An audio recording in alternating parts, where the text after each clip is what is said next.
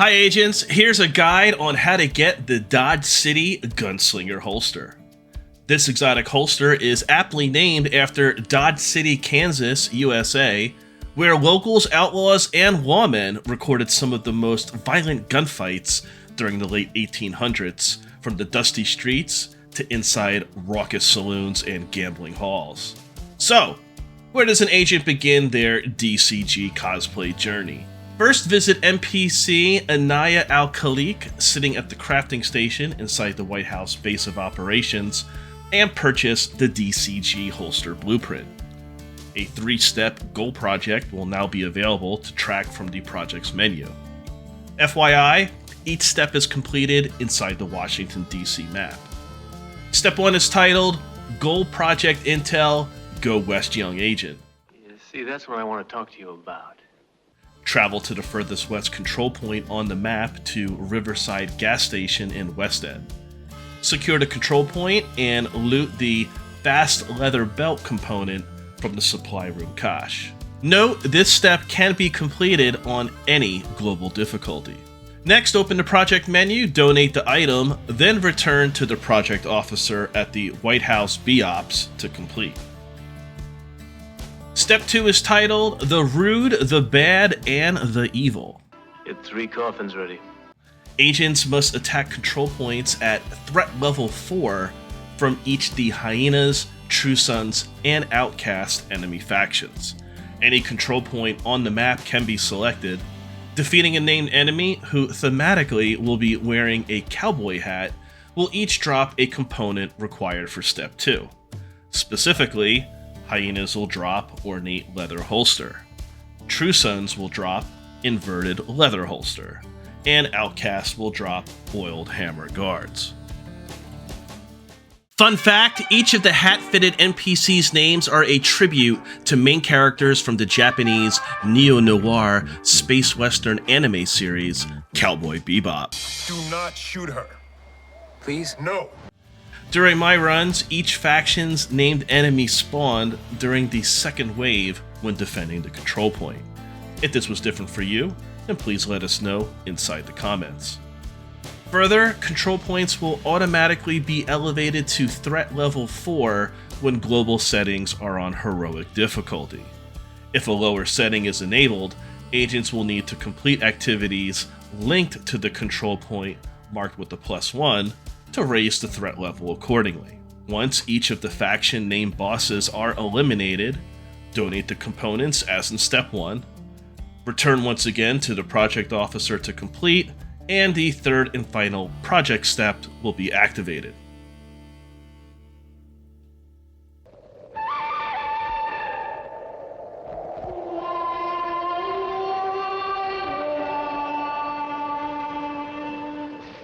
Step 3 is titled Showdown at High Noon Saloon.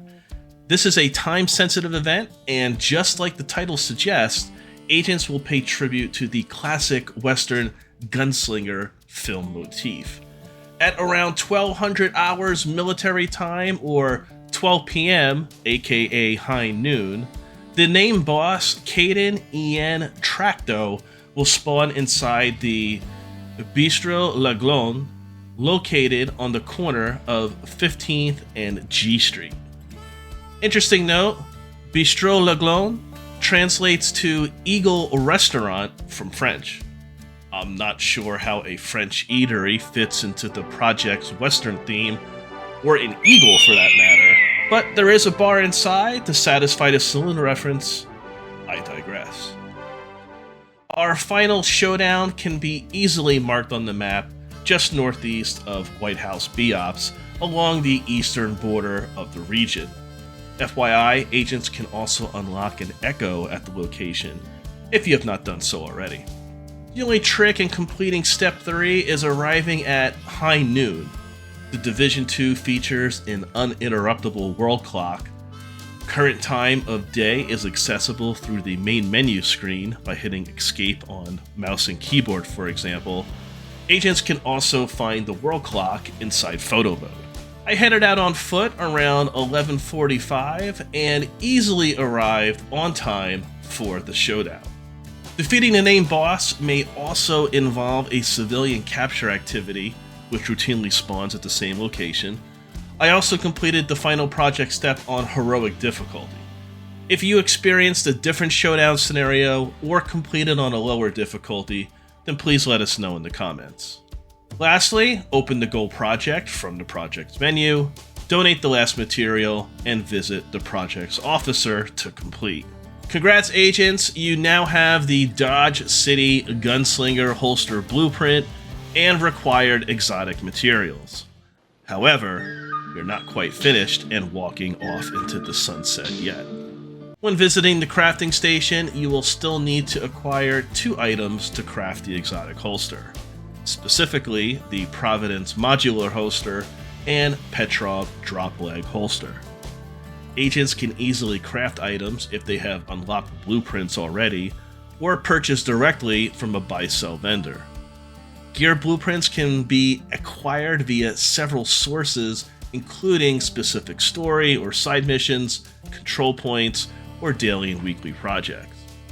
Visiting the crafting table and clicking on an unacquired blueprint will reference where it can be found. Purchasing items from buy-sell vendors is dependent upon their inventory, which as of this upload, refreshes weekly on Tuesdays at 3:30 a.m. EDT. For reference, here are the locations of each weekly refresh static vendor to buy and sell. Newer players will most likely have to farm these items via world or activity drops. Like all gear pieces in the Division 2, regardless of activity, having a specific item dropped is solely based upon RNG, or for those unaware of the acronym, a random number generator, which is an algorithm that determines when, where, and what quality loot is dropped in-game. Both the Providence and Petrov items are common drops, which can be picked up by just playing the game. However, Division 2 offers targeted loot, which can be identified by toggling the map in Washington, D.C., Lower Manhattan, or Brooklyn. This system is the most efficient way for agents to find what they need. Search each map for either holsters or the specific brand name and begin to farm. Agents can also select their own targeted loot inside the summit and countdown activities. How do you feel about the targeted loot system? And what is your preferred targeted loot activity?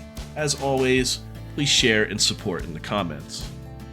When speaking with other players in-game or streaming, running countdown on challenging difficulty is the community consensus for most efficient and highest yielding farm. Regardless, play how you want, where you want, and most importantly, have fun doing it. It's also important to note how the exotic Dodge City Gunslinger holster can drop in the open world after completing its project, but again, it all depends upon RNG. However, agents can infinitely reconfigure or re-roll the DCG holster at the crafting station to optimize stats, if the materials required are satisfied. Warning, do not simply deconstruct the exotic holster. This will yield only an exotic component. The named exotic materials originally used to craft the holster will not be available after deconstructing. Players will be stuck waiting for RNG to bless them with the drop, or must start a new character to replay the project mission. I don't think it's nice you laughing. So, you've now completed the project and acquired all materials and items needed to craft this exotic holster. Was it worth it? Here's a gander at my initial crafting results and the Dodge City Gunslinger holster attributes and unique talent, Quick Draw, which reads, while your pistol is holstered, gain a stacking buff every 0.3 seconds up to 100. When you swap to it, your first shot consumes the buff and deals plus 10% damage per stack. This deals headshot damage to anywhere you hit.